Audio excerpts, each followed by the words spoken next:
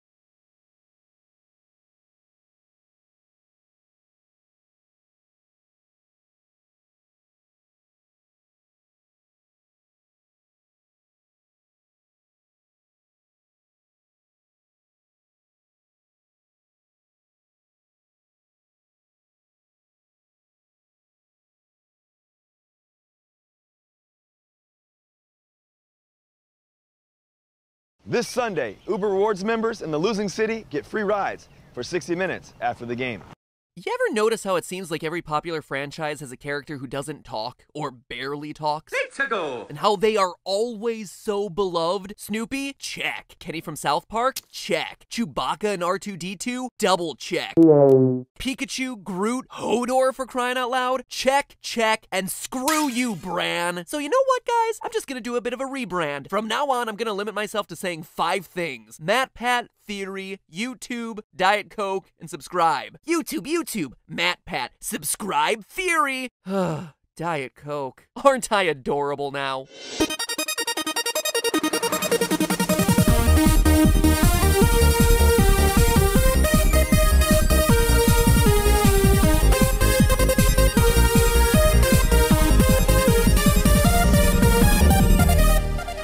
Internet, welcome to Film Theory, the show that speaks the true universal language, complaining about movies on the internet. Today though, I'm not complaining about some cinematic stinker or even ruining a childhood classic. No, today I'm talking Guardians of the Galaxy, which is one of my, if not my all-time favorite slice of the MCU pie. Wait, you didn't know that I love these movies? Did you see the last Guardians of the Galaxy? Huh. I haven't done a Guardians of the Galaxy episode. Maybe it means that even for my cold little dead theorist heart, there are some corners of moviedom that remain sacred. Well, at least until today. And hey, better late than never, right? Chris Pratt, I never forgot about you.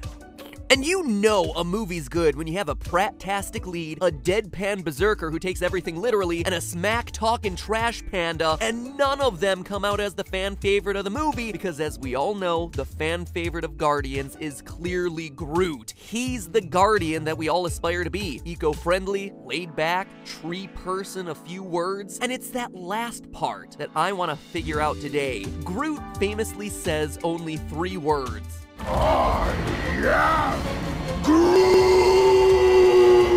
Except when he doesn't at the end of the first movie, spoilers from 5 years ago. We are Groot. And yet, we're supposed to believe that this is a language all its own. Rocket Raccoon doesn't have any trouble understanding Groot's meaning. I am Groot. I am Groot. That's right. And he's not just humoring the old sap. Badoom-ching! Thor says in Infinity War that he took a class on Groot in Asgard. You speak Groot? Yes, the total on Asgard. So we know that this language is not just specific to this one Groot, nor is it only understandable to someone who has been around Groot for a very long time, which is how I first assumed it worked when I saw the first Guardians movie. So anyway, our question today hinges on the reality of a language built around 3 words: I am Groot. Would it be possible to have a workable language where you could actually communicate meaningfully with those 3 words? Would it be possible for a human to understand it? And could we, in the real world, learn Groot? We're going well beyond Rosetta Stone, Duolingo, and Babbel today, kids. We're talking about talking to trees, and not the kind that'll carry you to Isengard. We can determine how feasible Groot's language is in real life from a few different angles, but they all require just a little bit of knowledge of how languages work and actually give meaning to everything around us. So obviously, vocabulary is one big way that we get meaning. We assign different sounds to be associated with different objects or ideas, keeps everything pretty straightforward. But it's hardly the only way to tell one object object from another. All the ways that we can assign meaning to things around us in language is called linguistic prosody. Prosody refers to the properties of syllables, words, and sentences that can change the meaning of the overall message. Sure, we can change the words we use, and that changes the message we're delivering, but there are lots of other ways to change the message that most of us never even think about. While there is no one standardized list of every category in prosody, the 4 major elements are pitch, length, prominence, and timbre. Pitch, just like in singing, has to do with the tone or note of how you say a word or phrase. In English, it isn't so much the specific note with which the word is said that changes, like different keys on a piano produce different notes, but more about how the movement of pitch creates different meanings. If I say the phrase, "you don't like Cheetos," with that kind of flat, even tone, you know I'm just saying that you're not into the delicious puffs of processed cheesy deliciousness. But then, without changing any words, I can say the exact same sentence and move the pitch upward at the end to make it a question. "You don't like Cheetos?" Asking whether you like them and clearly implying that you have no taste in snack food. In other languages, pitch can change the meanings of the same word entirely. The best known example is probably Mandarin Chinese, which is a tonal language and has 5 distinct tones. It has a reputation as one of the hardest languages to learn, particularly for Americans. In Mandarin, the word ma can mean mother, scold, horse, or hemp, and figuring out which one is which depends on identifying exactly which tone is being used. Since I'd probably butcher the pronunciation and get dragged all over the internet for messing it up, I'm gonna let this lady demonstrate. Lots of languages allow for tonal variation, usually just with a high, medium, or low tone, but there are some exceptions. Bobe, a language spoken in Côte d'Ivoire, has as many as 14 different tones. Now, how does all this relate back to Groot? Well, despite the fact that Groot is only using 3 words, tonal variations on those words could very easily give us anywhere from 3 to 14 separate meanings, and then combining those tones together could generate a huge variety of meanings from their combination. And that's just the beginning. Length is the next type of prosody, and it's pretty self-explanatory. How long a sound is can affect how it's interpreted. For example, you're more likely to take me seriously if I say hey than if I say hey. The elongation of the second one in English tends to imply that I'm either a little drunk or I'm coming on to you. But any elongation or abbreviation of the way that we say a word in English isn't gonna change what the word fundamentally means, just how we interpret it. But in other languages, the length can absolutely change the literal interpretation of the words as well, with one of the best examples being Morse code. In Morse code, sequences of short and long beats, known as dots and dashes, are combined to form letters that'll eventually spell out a message. Now, you're not gonna get a lot out of the phrase "I am Groot" if you're thinking in Morse code terms. That's only 3 beats. And it takes a full 18 beats in Morse code just to say Diet Coke without even adding hashtag not sponsored. On the other hand, it would be perfectly feasible that there's a difference in meaning between I'm Groot. and I am Groot.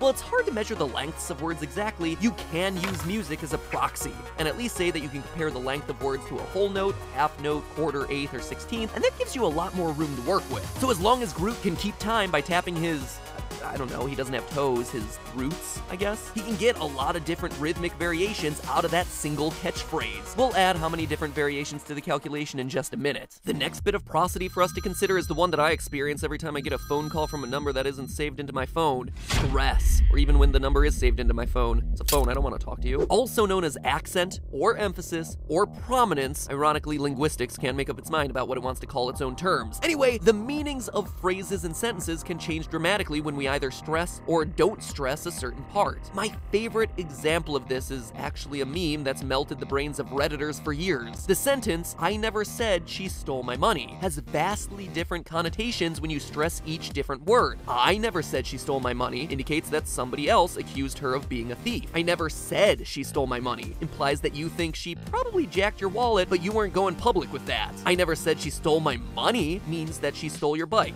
or your heart, or your Netflix password, and so on and so on and so on. This one is pretty binary in that you can stress a word or you can leave it unstressed, but that still multiplies the number of ways Groot can say "I am Groot" by a factor of 8. I am Groot. I am Groot. I am Groot. I am Groot. I am Groot. I am Groot. I am Groot. I am Groot.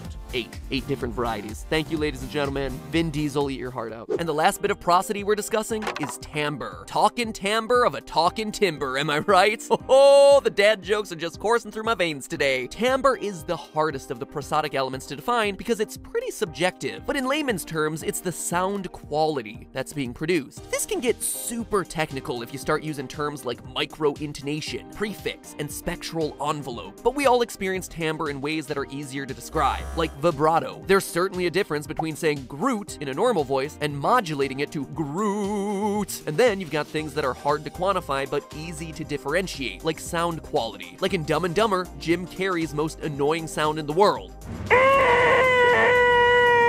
Okay, cut it. That's enough. The most annoying sound in the world is just a note that is obviously gonna sound a lot different from the same note played for the same length at the same volume from, say, an oboe. One sounds like music, and the other one sounds like a goose being shoved through a paper shredder. Fun fact, in college I took a voice class that focused heavily on timbre. Our professor made us develop a voice called the Hollywood voice. I literally spent a semester trying to talk like hollow wood. Also, metal voice, metal voice. There it is. That's what I did for an entire semester. Ladies and gentlemen, the life of a theater major. Ironically enough, even with a name like Hollywood, I am still no better at translating Groot. What a waste. That was Hollywood. This is actually part Hollywood, part Broken Earth. Putting that college education to use. Now, from here, we can keep going down the old timbre road if we were to include things like coloration and sound quality and vibrato, at which point the permutations of I am Groot would be infinite. But timbre rarely affects the meaning of language, it more affects the experience of it. Morgan Freeman's voice doesn't fundamentally change what's being said, it just makes it more soothing and buttery. What does the fox say? A ring-a-ding-ding? I don't know what it is with Morgan Freeman in my episodes lately, but like butter. Therefore, I'm gonna leave timbre out of the calculations, though Groot's timbre would definitely fluctuate based on his mood. I'm Groot. I'm Groot. I am Groot. So is there enough variation in the way that Groot can say those 3 magic words to make it an official language? Well, let's imagine a best case scenario. If we say that Groot's language has as many notes as Wobei's 14, that length can be distinguished into whole, half, quarter, eighth, and 16th notes to create different meanings, and that the meaning changes when a word is stressed or unstressed, well, we get a lot of different ways of saying that phrase. 2,744,000 ways, to be exact. Maybe that's being a bit too optimistic, though. So if we keep the tones, but instead of using all those differentiations in length and instead focus on whether the word is short or long, like in Morse code, we still end up with 175,616 different variations of I am Groot. For comparison, the second edition of the Oxford English Dictionary gives the English language a strangely similar number of words at 171,476. So the number of ways that we can say I am Groot are at the level of the English language. Not too shabby. I, for one, am pretty darn happy with those findings. We have made a solid case for Groot's language here, but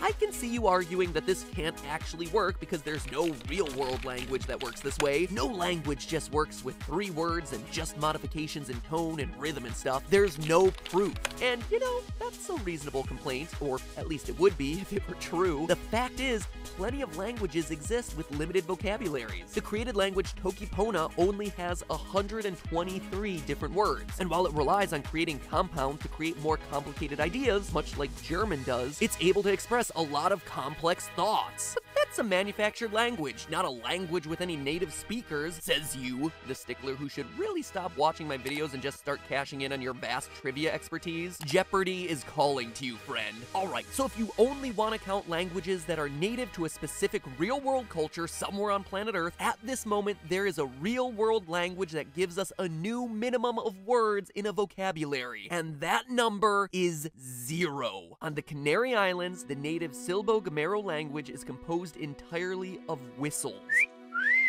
No spoken words whatsoever. That sounds like you probably can't say much with it, but you would be incorrect. So there you go. Groot's 3-word vocabulary is 3 more words than a language actually needs, which then by proxy means that we could learn to speak Groot, right? Fans could gather at Comic-Con like Trekkies do at conventions, except instead of speaking Klingon, they'd be speaking Groot. No, you can't. As much as I would love to see it, according to Maximus the Mad in the War of Kings series, it's likely impossible. Groot only sounds like he's repeating his name over and over because of his hardened larynx, and the key to understanding him is to listen to the sigh of breeze beneath it, the nuance of meaning. For one, listening for some kind of magical breeze is not really an area of prosody, but more relevant is the hardened larynx bit. Humans do not have a hardened larynx, and it's not worth trying to figure out a way to get one because in people, a hardened larynx is actually a serious medical condition. In this condition, called presbylarynx, people have incredible difficulty speaking loud enough to be heard easily, and usually have to find other non-verbal forms of communication like sign language to help. So at the end of the day, the condition that would allow us to speak Groot would actually prevent us as humans from speaking any words loud enough to be heard at all. Guess we'll just have to stay rooted and come to terms with the fact that when it comes to speaking Groot, we won't be able to branch out. But hey, I am Groot. I am Groot. I am Groot. Holiday theory wear is still available, so if you like soft, cozy, oversized things with hoods and in the color black, well, boy howdy, did we create something for you. We're calling it Holidays in the Hood, because, well, it's cold outside, so we wanted to keep everyone cozy warm with a hood. Hats, coats, sweater dresses, PJ pants, even this film theory hoodie has a hood. Ladies and gentlemen, unbuckle your safety belts because we have reached the altitude of peak comfort. Links are where they always are, down in the description below. And if you order in the next few weeks, it's all guaranteed to arrive before Christmas. But don't wait too long because a lot of the items are selling out fast. I'm Alina, and I'm an alumni. I earned my degree in biology with an emphasis in pre-medicine in the Honors College at GCU. So I'm currently adjunct faculty here at GCU. I want to see the students succeed at what their future goals are. I feel that's a way that I can give back. If you're looking for an institution that invests in you personally, academically, and spiritually, GCU is the place for you. Find your purpose at GCU, where advanced technologies drive education. Private, Christian, affordable, nonprofit. Visit gcu.edu/honors.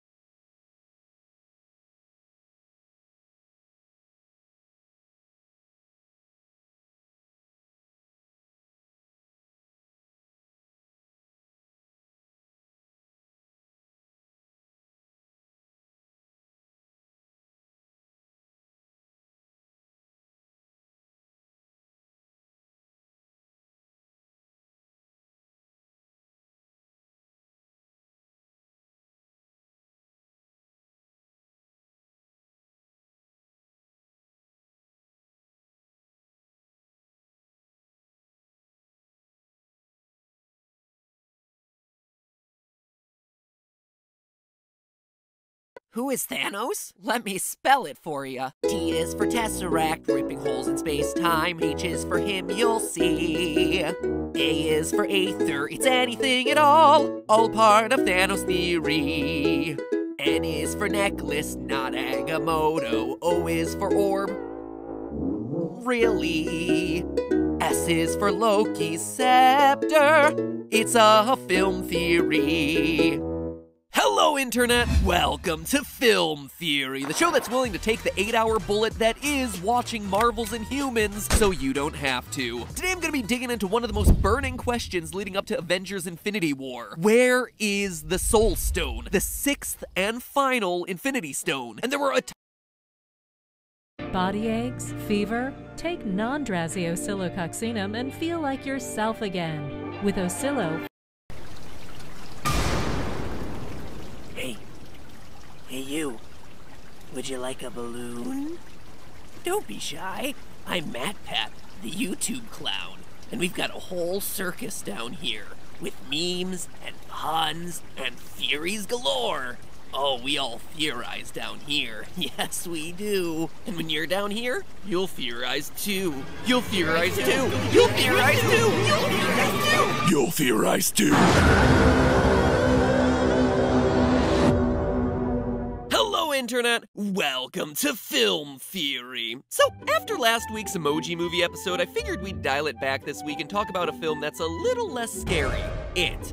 Chapter 1. Oh, sure, It hides the fact that it's a two-parter until its final moments and everyone gets super excited about it. I do it and people complain about clickbait. Double standards here, guys. Double standards. Huh, just like the FTC guidelines we talked about last week. So thematic. Regardless, I loved this movie. You see, I was never a big fan of the original 1990 version. Don't get me wrong, Tim Curry is one of my favorite actors of all time and can do literally no wrong in my eyes, but popping blood-filled balloons in the library? Is that scary? Especially because you can see the actors responding to the popping, but they're not supposed to sense what's going on. It's just cringy. And I should know a thing or two about cringe. Will you go to prom with me, Medina? Anyway, between the imaginative scares, creepy imagery, and solid acting, this reboot had it all. Well, maybe not it all, since the original novel also has a big celebratory preteen sexual romp for the Losers Club after defeating Pennywise. Yeah, no joke. Apparently, in addition to being the master of horror, Stephen King wanted to be the master of the awkward chapter. Well, after reading how Bill, Ben, Bev, Richie, Eddie, Mike, and Stan show their affection for each other in the sewers of Derry after defeating an evil clown, mission accomplished, Steve. At any rate, for as much as I loved it, y'all know that I couldn't go see it without getting the old theorist gears greased. And I had a thought towards the end of the movie. How are these kids able to survive all of Pennywise's attacks? Pennywise successfully targets other children, like Georgie and Betty Ripson, but even when alone with individual members of the Losers Club, Pennywise can't make the kill. I mean, obviously as main characters, the easy explanation here is that they all have plot armor. But after doing my homework into it and the rest of Stephen King's work, I found my answer. The Losers Club isn't just a group of ordinary kids. All of these kids shine. No, not like a giant supernatural crab, though come to think of it, that's more of Pennywise's domain. No boy, for those of you who don't know how the rest of it goes, you are in for a weird ride. No, what I mean to say is that these kids shine like Danny Torrance from another Stephen King work you've probably heard of, The Shining. If it's been a minute since you saw that movie, let me help you out. Shining means having some level of psychic ability. In The Shining, Danny's shine gives him the ability to communicate with others telepathically and interact with supernatural beings. He's basically Bran from Game of Thrones, but with more emotions and more working legs. And when you look at the evidence, it's pretty clear that the Losers Club also has this psychic shine ability. So in today's episode, I'm gonna break it down for you like a crazy man with an axe. Here's MatPat! Now, some people might think this theory is over before it even begins, since nobody in it references psychic powers, the Overlook Hotel, or the fact that the moon landing didn't happen. You know, all those things that are normally associated with The Shining. But here's the thing. Stephen King puts Marvel and Pixar to shame with how interconnected his universe is. He was doing a dark connected universe before the dark connected universe began, and also apparently after it ended too. Here are just a few ways it connects to the wider Stephen Kingiverse. The Losers Club is mentioned by name in his novel Dreamcatcher. Mike Hanlon, one of the club's members, grows up to be the town librarian in Derry, which we see in another King novel, Insomnia, and somebody even sees glowing clown eyes in a storm drain in the Tommyknockers. But we're not just talking about a general shared universe here. It has direct connections to The Shining through one man, Dick Halloran, chef of the Overlook Hotel. In a scene in It Chapter 1, Ben recaps some of the past tragedies that have happened in Derry. One of them is a fire that happened at the Black Spot, an African-American nightclub that burned down during a past visit from Pennywise in 1962. One of the people who survived that fire, Dick Halloran. In fact, Dick actually saves Mike Hanlon's father from dying in that fire. And here's the best part, Dick possesses the shine himself. In fact, throughout The Shining, he teaches Danny about the gift and communicates telepathically with him. How'd you like some ice cream, Doc? So having a character with psychic abilities serve as the bridge between the two stories not only shows us that we're working in the same universe, but also that the ability to shine is definitely something that exists in the world of It. So what kind of indication do we have that the kids in the Losers Club actually shine? We don't actually see too much of it in this first movie, but you will definitely start to see it crop up in It Chapter 2 because the clues are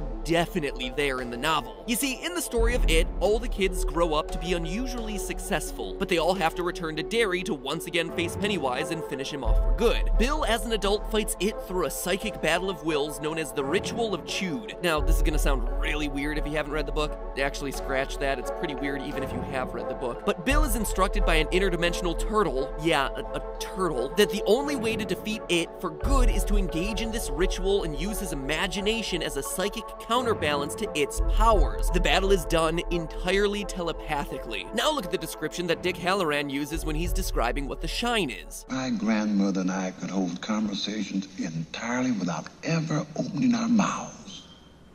She called it shining. At this point, some of you still might not believe, which is dangerous because belief is what keeps Pennywise from eating you. Nonetheless, you might be thinking that this theory has a few holes in it, kinda like Dick Halloran at the end of The Shining. Ba-doom-ching! Let's try to plug those holes in with more evidence, shall we? Towards the end of the novel, Mike Hanlon is in the hospital, far away from the rest of the Losers Club who are descending into It's lair. You would think Mike would be safe, but in actuality, there's someone in his room waiting to kill him. Bill, again from deep in the sewers, suddenly senses that Mike is in trouble and instructs the group to, quote, send him our power, at which point the club locks hands and sends Mike psychic energy to fight off his attacker like a Goku-sized spirit bomb. And it's not just Bill. The novel clearly states that Bev feels something leave them and go to Mike. Quote from page 1083. Yeah, in case you didn't know, it is a long book. Something wrong, Bill said. Mike, I feel it too, Ben said. Send him our power, Bill cried. Bev felt something go out from them and toward Mike, end quote. And then a few sentences later, Mike pushed the call button in his hands. He could hear it ringing at the nurse's station down the hall, but no one came. With a kind of hellish second sight, he understood that the nurses were sitting around down there, hearing his call bell but not responding. Mike suddenly felt power wash into him, some primitive power that crammed his body like volts. So again, we're seeing references to these kids having a quote-unquote second sight and feeling psychic power transitioning between them. And during the Ritual of Chewed, Bill isn't the only one telepathically communicating with It. Ben actually begins the battle by reading It's mind. Quote, it was squealing and mewling, and Ben became quite sure he was hearing sounds It made twice. Telepathic, he thought. I'm reading It's mind, end quote. So that's Bill, Bev, Mike, and now Ben, all with some sort of reference to telepathy or psychic ability. We can even include Richie in this because he also engages in the telepathic Ritual of Chewed and communicates with Bill psychically during that moment of the novel. We even see that Richie actually shares a psychic connection with other members of the town, specifically an Irish police officer named Nell. It's not important for us to go into, just know that it happens. Anyway, very long and very complicated story short, the psychic connection is shared between all of the members of the Losers Club. It's strongest with Bill, but all the others have instances where they feel or sense something telepathically. Which begs the question, why? Why these kids? What's the probability of having so many shiners in the same town, let alone the same group? Well,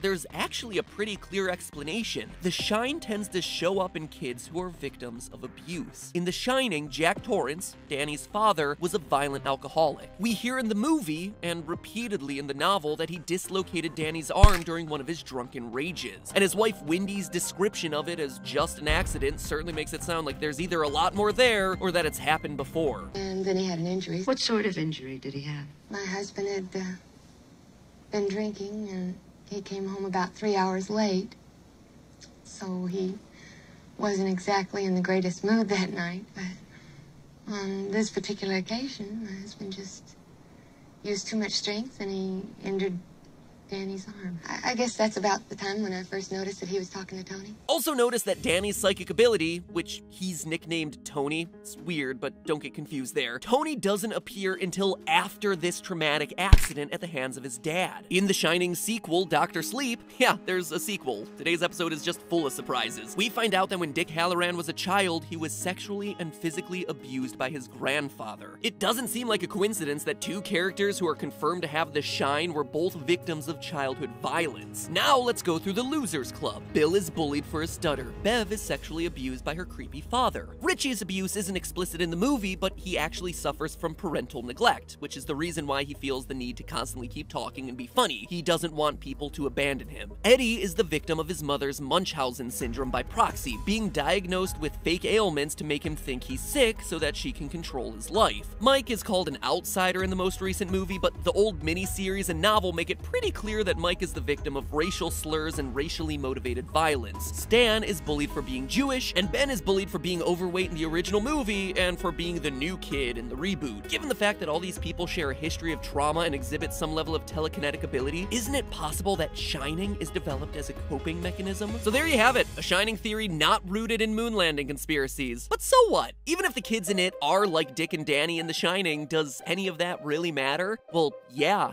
Actually, it does. Absolutely it does. It might not just be that the kids have the same power, it might also mean that they're fighting the same evil. Considering that it is a shapeshifter and is really just a manifestation of evil energy from the multiverse, why couldn't it be the evil at the Overlook Hotel? A deeper look into this is probably a theory for another day, but let's just do some quick detective work to talk about how the evil operates in both The Shining and It. Towards the end of The Shining, Jack, crazy and completely consumed by the spirits of the Overlook Hotel, is locked in the pantry by his wife Wendy. Near the end of It, we catch up with adult Henry Bowers, who's gone completely crazy and is locked in a mental asylum. In both instances, a ghost appears to the men. For Jack, it's Delbert Grady, the former caretaker of the hotel who killed his family and wants Jack to do the same. For Henry Bowers, it's his old henchman Belch, who wants Henry to go kill the Losers Club. Both Jack in The Shining and Henry in It are imprisoned, but their respective ghostly visions say that they can get him out in exchange for the respective men committing murder. And we know in both of these instances that they aren't hallucinations, because in both situations, the ghosts provide them with a physical murder weapon, the croquet mallet for Jack and the switchblade for Henry. It's the exact same tactic with the exact same goal. Maybe it's not so much that Pennywise can't kill people who shine, but rather just knows how dangerous people who shine can be because they can use the ritual of Chewed. By employing Jack Torrance to kill his son Danny and Henry Bowers to kill the Losers Club, the threat to It is effectively wiped out, and It can continue to terrorize and feast on others who are less psychically inclined. And when you consider that all these Stephen King stories share a universe, does it have to stop there? Why couldn't the evil energy that creates Pennywise possess a dog, like in Cujo, or create a bunch of pet zombies, like in Pet Sematary, or convince a girl to murder her classmates in Carrie? If Pennywise is a shapeshifter, that opens the door for It to be the evil in pretty much every Stephen King story ever. A clown, a hotel, an evil car, or anything else. It might even mean that Pennywise doesn't go into hibernation. Maybe he just moves somewhere else in those 30 years between appearances in Derry. But that's all speculation that might lead to a video another day. For now, remember, it's all just a theory. A film theory. And this theory is battery acid and it'll melt your face off. You'll subscribe too. You'll subscribe too. You'll subscribe too. You'll subscribe too. You'll subscribe too. You'll subscribe too. You'll subscribe too. You'll subscribe too. The Emoji Movie. A work so completely devoid of wit, style, intelligence, or basic entertainment value that it makes that movie based on the Angry Birds app seem like a pure artistic statement by comparison. RogerEbert.com. The Emoji Movie is so bad it makes us want to yell at strangers on the street. I don't think I can say anything funny about this because it makes me want to die. The Verge. Make no mistake, the Emoji Movie is very, very, very bad. IndieWire. So bad, it should be illegal. Oh wait, it actually is illegal. That quote's from me, and I'm gonna prove to you why today.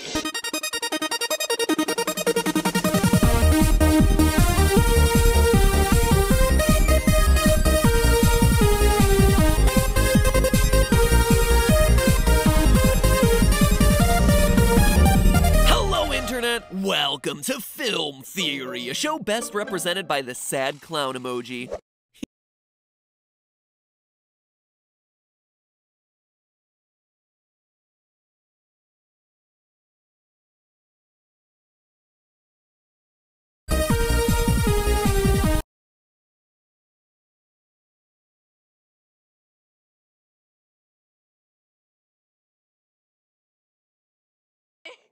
Some girl's trying to take it.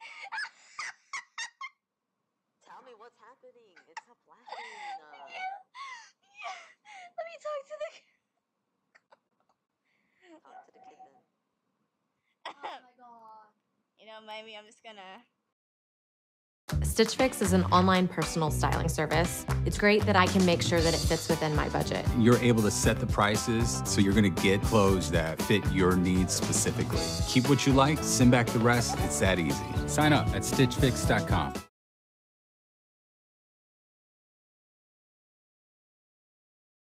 Very, very bad. IndieWire. So bad, it should be illegal. Oh wait, it actually is illegal. That quote's from me, and I'm gonna prove to you why. Today, the sad... Very, very bad. The sad clown emoji. You see? He's sad because he lost custody of his kids. That's the way this show makes you feel, like a lonely, lonely, crying clown. Speaking of things that'll make you depressed, the Emoji Movie, the worst reviewed movie of 2017 and the 30th most successful movie of 2017 at the box office this year, raking in over $85 million so far. Cue the Make It Rain emoji. Just goes to show you that if you talk about something enough, it just grows stronger. Is there a Trump emoji that I could show here? Seems pertinent. Anyway, there's no denying that this tale of an emoji who just can't quite fit in was a bad movie. Lame, lazy, formulaic, that much is clear. But the question I'm posing to you today is whether the Emoji Movie should have been deemed illegal. And I'm not clickbaiting you or anything, I am legitimately asking the question of whether the Emoji Movie breaks legal requirements put in place by the government to protect viewers from the evil scourge that's savagely deflowering the good old USA.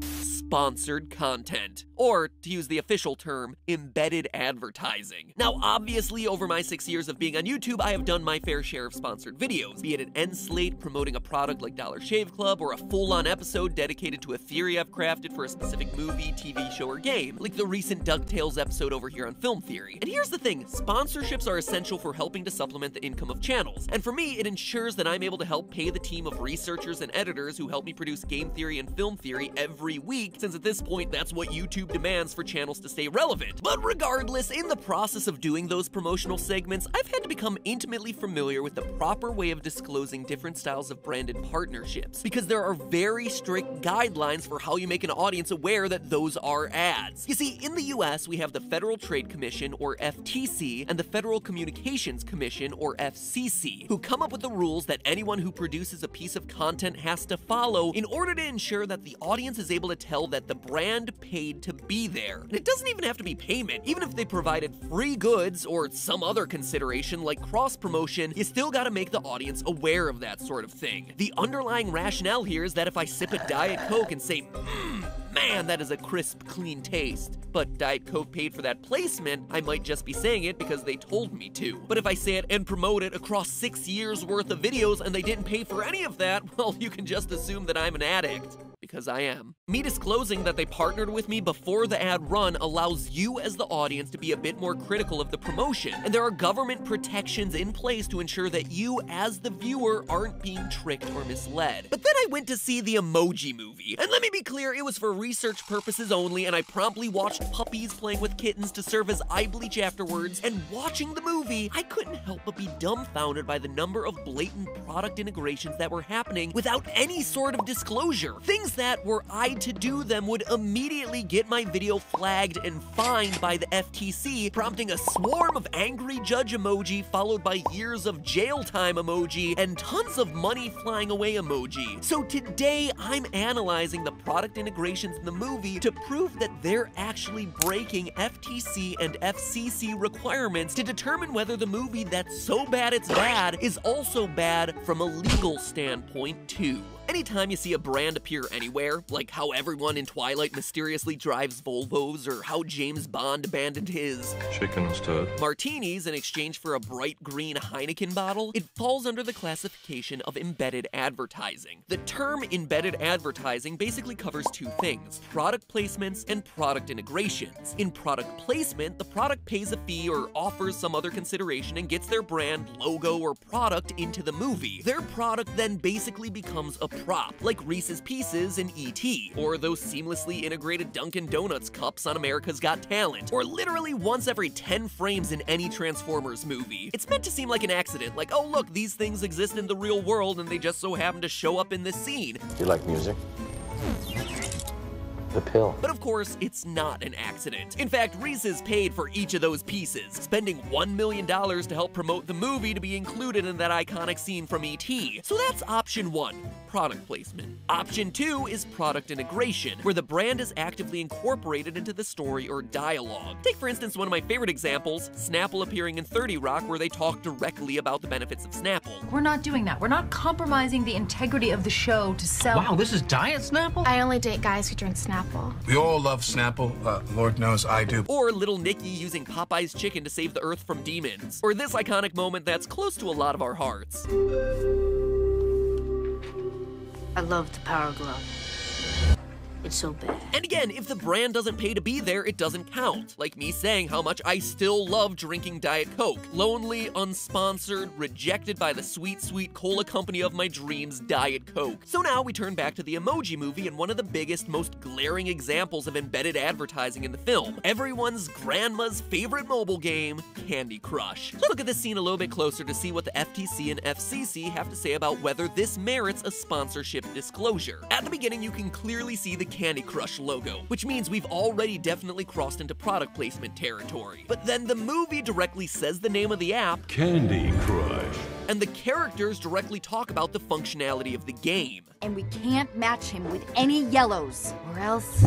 Oh, don't do that! Then, after that, the emoji character literally has to win the game to forward the plot of the movie. This clearly falls under category 2, product integration. We also know that none of this was an accident. King, the company who owns Candy Crush, very publicly teamed up with the Emoji Movie to do one of the biggest cross-promotions in the game's history, even creating special Emoji Movie levels in the game to promote the film. So what does the FTC guidelines have to say about integrations like this? First, you need to disclose everything up front. To quote directly from the FTC guidelines, an endorsement would be covered by the FTC Act if an advertiser or someone working for an advertiser pays you or gives you something of value to mention a product. If you receive free products or other perks with the expectation that you'll promote or discuss the advertiser's products, you must disclose. This is literally on the front page of the FTC disclosure site. So how did the Emoji Movie miss this? And remember, it doesn't even say they have to like the product. If it appears, if you mention it, it counts and needs disclosure. But who knows, maybe they did disclose. Maybe they did it in the movie credits. Those things go on forever, so it must be in there somewhere, right?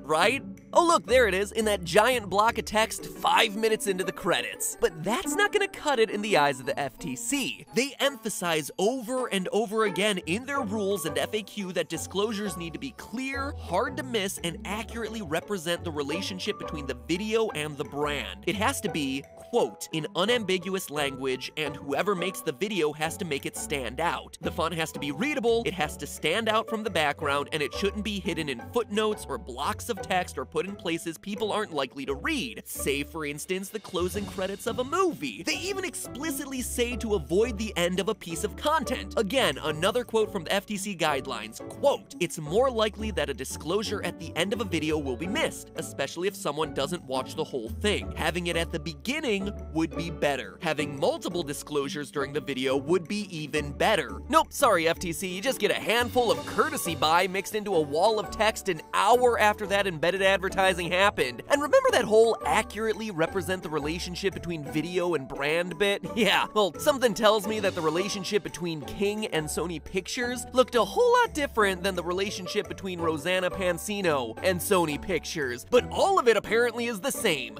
courtesy of. That doesn't even imply that any sort of payment or promotional consideration changed hands here, but we all know it did. So that is not an accurate descriptor based on the FTC guidelines. And I have to tell you, that's just the tip of the iceberg when it comes to integrations in this movie. The entire movie is hopping from one embedded ad to the next. Twitter to YouTube to Spotify to Instagram to Facebook. Millions of moviegoers were literally tricked into paying money to watch an hour and 31 minutes of commercials, you guys. I wish I were joking. And the exact same disclosure rules should apply to each of those, but especially the other two biggest product integrations in this movie, Dropbox and Just Dance. And if you thought Candy Crush was bad, these two are even worse. In the scene for Just Dance now, it's not just that the characters are just dancing, they're actually endorsing the product. They start by literally explaining the rules of the game. Follow my moves and you get to move forward. Do the wrong moves and you get an X. Then sell the product as an app made for everyone. Come on,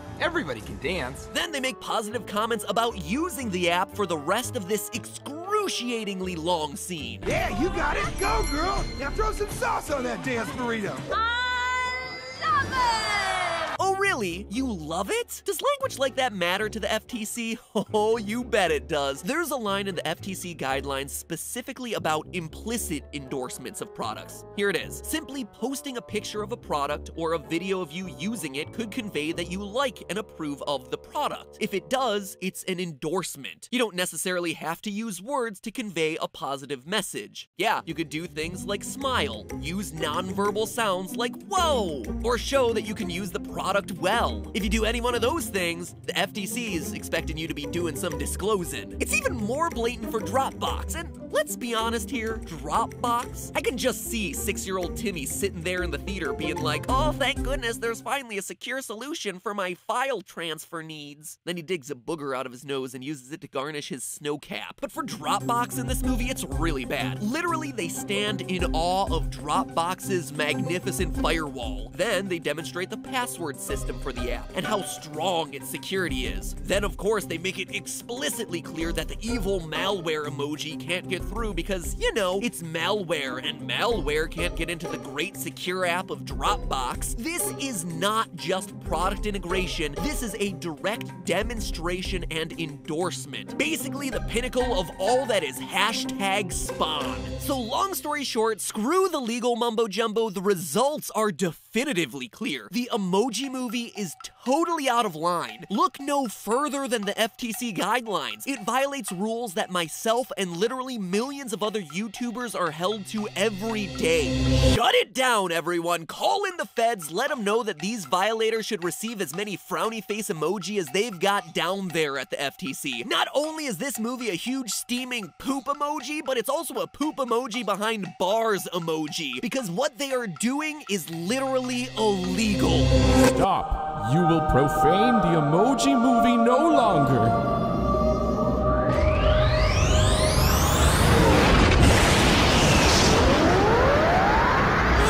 His dab's too strong! It's blinding me! Get good, hater. The Emoji Movie's ability to make young, impressionable minds aware of quality, malware-free file sharing services like Dropbox and the endless hours of fun they can derive from the incredible Just Dance app with its selection of 283 of today's hottest dance tunes is protected by SolarWinds Take Control is designed to provide growing MSPs fast, seamless, attended and unattended access to endpoint devices on nearly any platform. Take Control helps keep the value you provide front and center. The moment we cry in a film is not when things are sad, but when they turn out to be more beautiful than we expected them to be. Alain de Botton. Ah, the art of the cinema.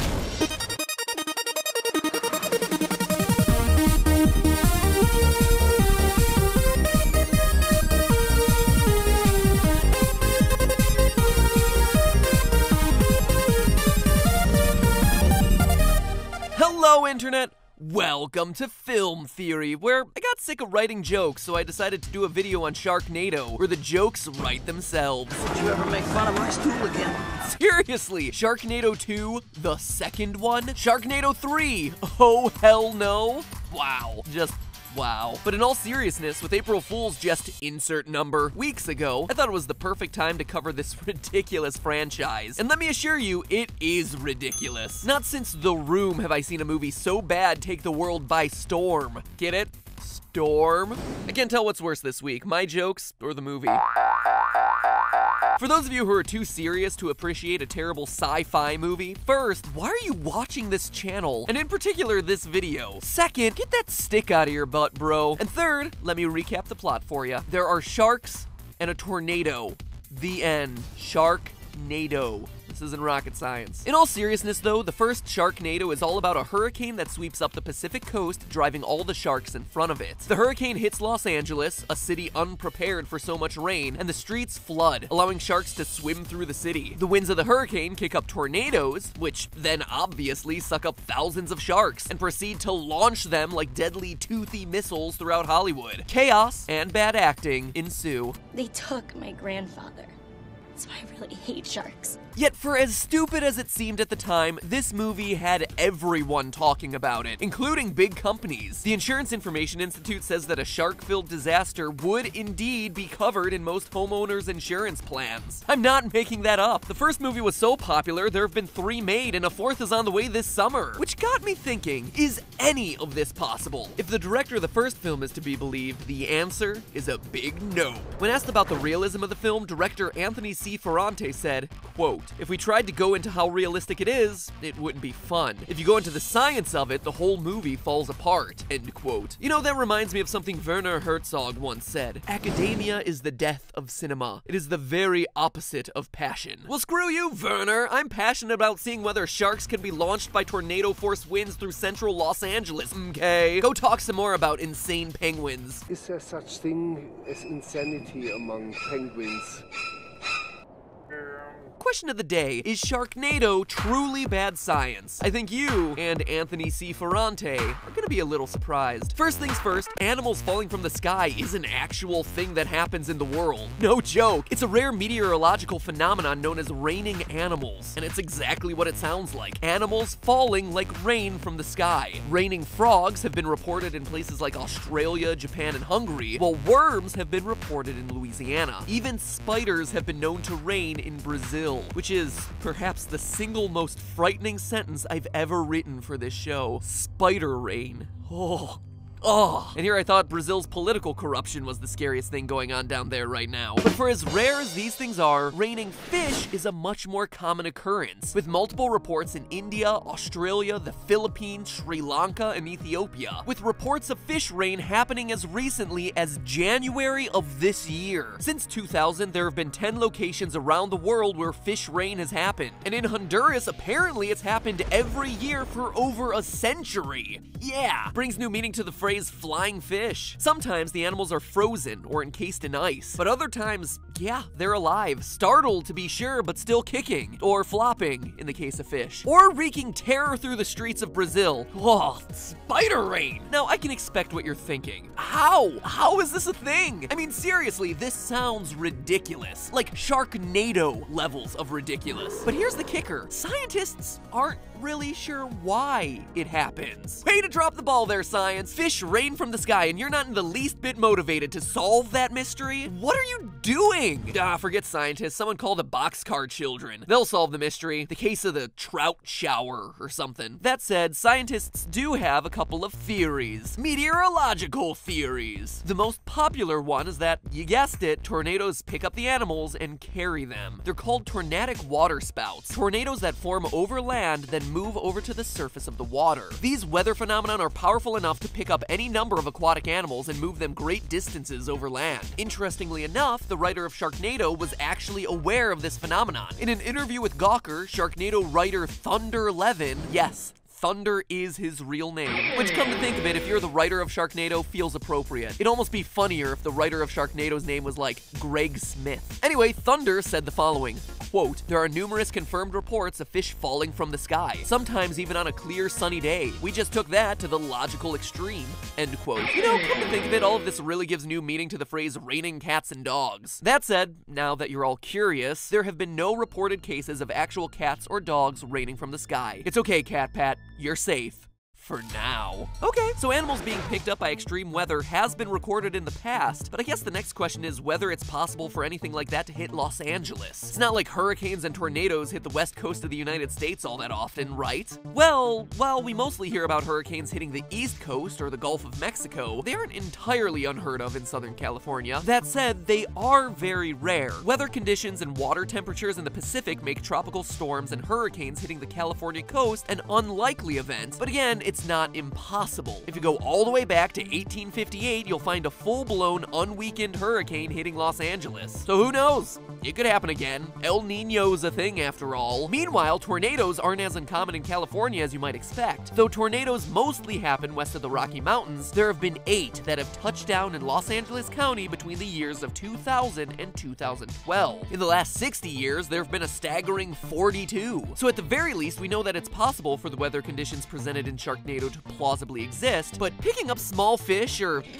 spiders is one thing. Picking up a shark is a whole new ballgame. Unsurprisingly, they usually weigh a lot more than fish. Blue sharks are small, ranging anywhere between 60 to 450 pounds. Mako sharks have an average mass of 610 pounds. Tiger sharks have an average weight of roughly 980, and great white sharks, the ones taking the starring role in Sharknado, are some of the biggest, weighing in between 1,500 and 2,400 pounds. That's a lot of shark to scoop up and launch at a chainsaw-wielding Ian Ziering. Man, Ian, did you ever think that Beverly Hills 90210 would lead you to something this cheesy? This new piece is a little more in tune with who I am. Don't buy condoms, buy condoms, there's a big difference. Okay, less CGI, equal amounts of cheese.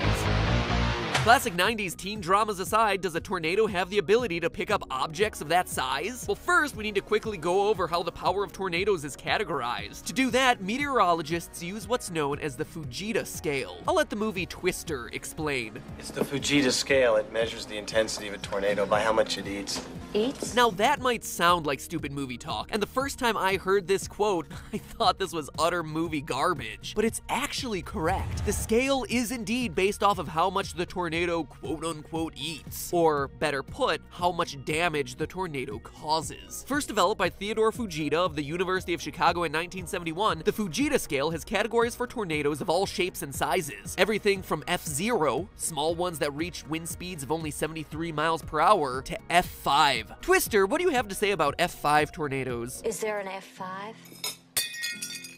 These monsters get up to 318 miles per hour. They're the ones that can pick houses clean off their foundation and shred them in midair. Or, you know, cause cows to fly. Now let's take another look at the Tornado Project's data from the Los Angeles area. Most of the tornadoes happening in this part of the United States either don't have a rank or are the ranks 0 and 1. With numbers that low, you might think that those aren't capable of doing much damage, but F1 tornadoes can blow cars around. That's some powerful wind, but just not powerful enough. They don't really have the strength to pick one up off the ground. If we keep looking though, 5 of the Los Angeles tornadoes have been ranked 2 on the Fujita scale. These tornadoes are capable of reaching 157 mile-per-hour winds, enough to lift cars off the ground and throw them around. In 2010, the average new car weighed around 4,000 pounds. A tornado capable of tossing something like that around would easily be able to launch great white sharks at Tara Reid, which means that we have several tornadoes that have hit LA County that have also been strong enough to lift even the heaviest of sharks. So theoretically, a Sharknado is plausible. But let's get really detailed. There's one final factor we haven't looked into. Would the sharks be alive? Don't get me wrong, a tornado itself would freak me out. A tornado launching dead animals at me would be more than enough to get me to pee my pants. But a tornado launching live sharks at me? Oh man, screw California, I'm moving to Brazil. Oh, wait, no, spider rain. Canada, here I come. So much of the fun of the movie is that the sharks are alive as they get launched, chomping on our heroes in that unique, we didn't have an effects budget, this is a made-for-TV movie sort of way. Presumably all these sharks would suffocate, right? Like all other fish, sharks breathe by using their gills. They swim with their mouths open, which allows water to pass over their gills, allowing their blood vessels to extract oxygen from the water. So in a tornado, they'd be out of luck, right? Wrong. It's logical to assume that a tornado spinning over the water, picking up sharks, is also going to be strong enough to pick up water. In fact, Bill Patzert, a climatologist interviewed about the movie, has stated that it stands to reason a shark could indeed survive such a scenario scenario, there would be enough water in the tornado to keep it alive. So there you have it. Based on the research, it is plausible that Los Angeles could be hit with a tornado, one strong enough to lift sharks and the water around them out of the ocean. And anyone that's been in Los Angeles during a rainstorm knows those streets are flooding in like 5 minutes. Seriously. All that said, if we're being entirely honest, the premise behind Sharknado is simply absurd. So many unlikely things would have to happen in order to make it a reality. I suppose you could say it'll happen when pigs fly, to which I respond,